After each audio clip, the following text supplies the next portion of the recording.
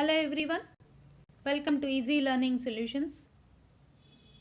If you want to listen these videos regularly, subscribe the channel. In the previous video, we have discussed about the hydrolysis of salts. We have taken 4 types of salts and we have studied about the nature of salt solutions in detail. In this video, we are going to study about the buffer solutions. Buffer solution is defined as a solution which resists the drastic changes in pH when a small amount of strong acid, strong base or water is added. We know very well that strong acid and strong base are the strong electrolytes. And when strong acid is added, it produces H plus ions. When strong base is added, it forms OH minus ions. Due to the added H plus or added OH minus ions, there is a possibility of rise or fall in the pH of the solution. But the buffer solution consumes the added H plus or added OH minus ions. Hence, it resists the change in the pH. It maintains the pH. When a small amount of strong acid or strong base or water is added, the pH of the solution does not rise or fall. So it resists the change in the pH. Let us see about the types of buffer solutions. There are 2 types of buffer solutions: acidic buffer and basic buffer. Acidic buffer is used to maintain an acidic pH and basic buffer is used to maintain an alkaline pH. Let us see the acidic buffer in detail.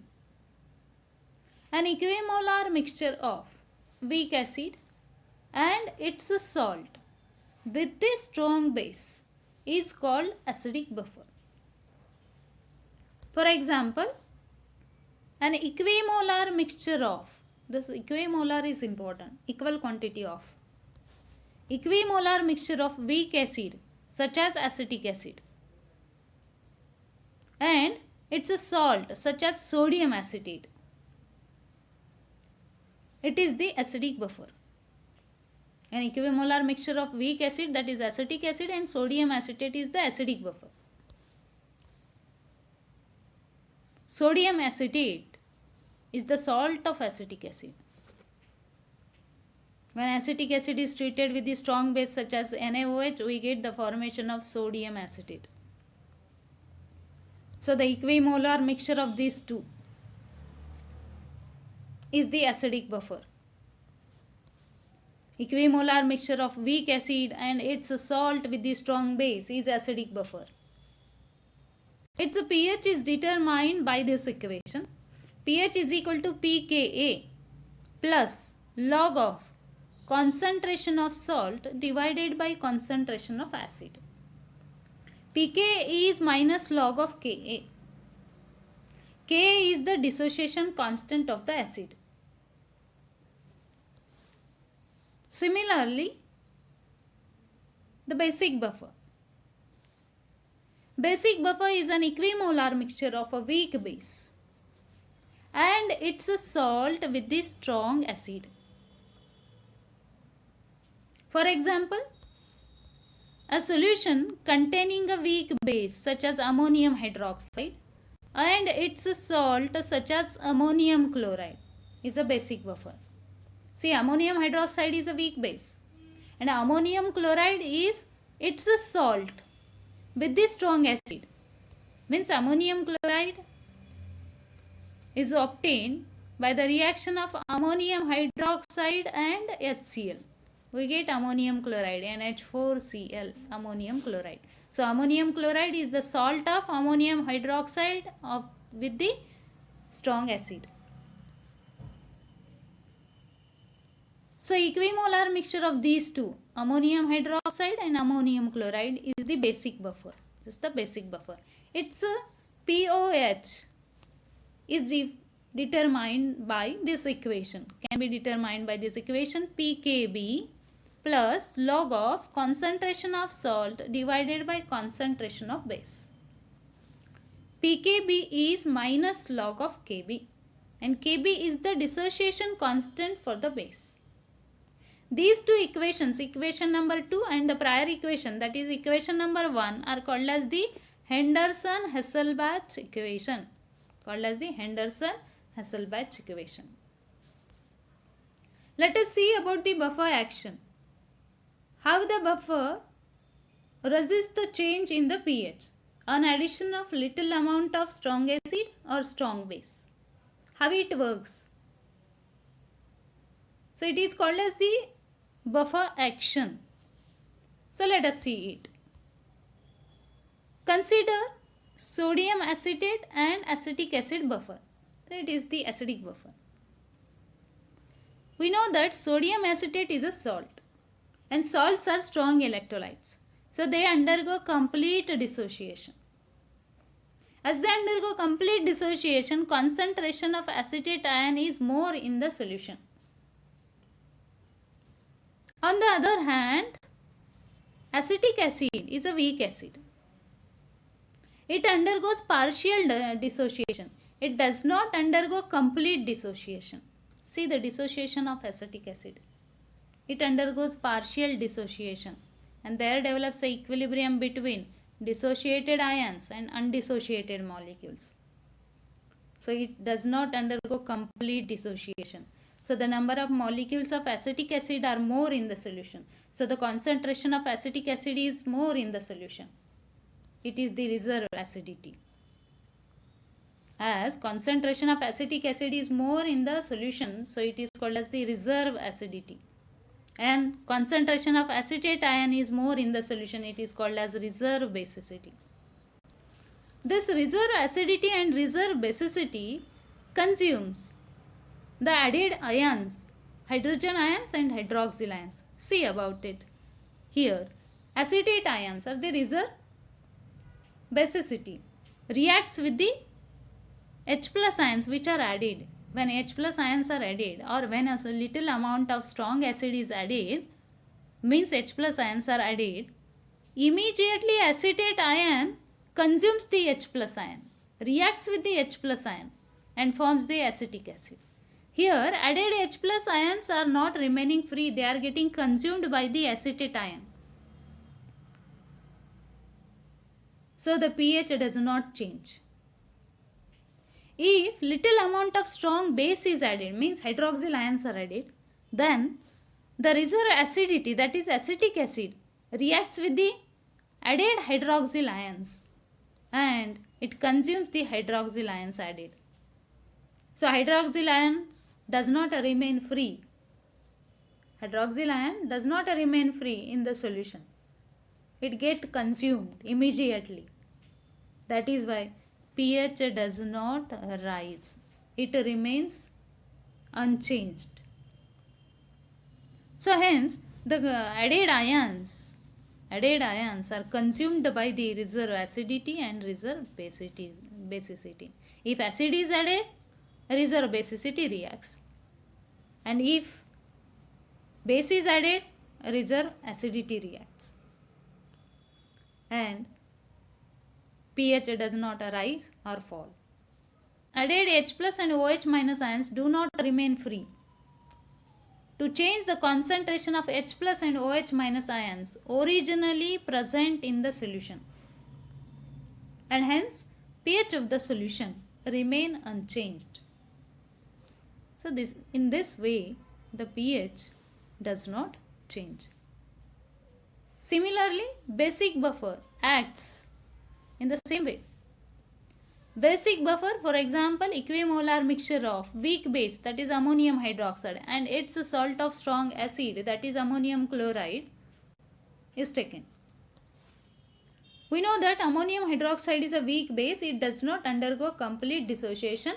It undergoes partial dissociation. So the number of molecules of ammonium hydroxide are more because they are undissociated. So the concentration of ammonium hydroxide is more in the solution. And the ammonium chloride is the salt. And salts are strong electrolytes. They undergo complete dissociation. So as they undergo complete dissociation, the concentration of ammonium ions is more in the solution. This is the reserve basicity, this is the reserve basicity, and this is the reserve acidity. Ammonium ions is the reserve acidity and ammonium hydroxide is the reserve basicity. If a small amount of strong acid is added to the buffer solution, H plus ions are consumed by the reserve basicity, that is ammonium hydroxide. See here, ammonium hydroxide consumes the added H plus ions and hence there will be no change in the pH. Added OH minus ions, that is added base, is nothing but the added OH minus ions are consumed by the reserve acidity, that is ammonium ions. Hence pH, these ions gets consumed, so the pH remains unchanged. pH does not change. So added H plus and OH minus ions gets consumed. So the concentration of H plus and OH minus ions originally present in the solution does not change and hence the pH of the solution remains same. This is about the buffer solution and the buffer action. How the buffer resists the change in the pH, that we have discussed in detail. Now we'll study about the applications of the buffer solution.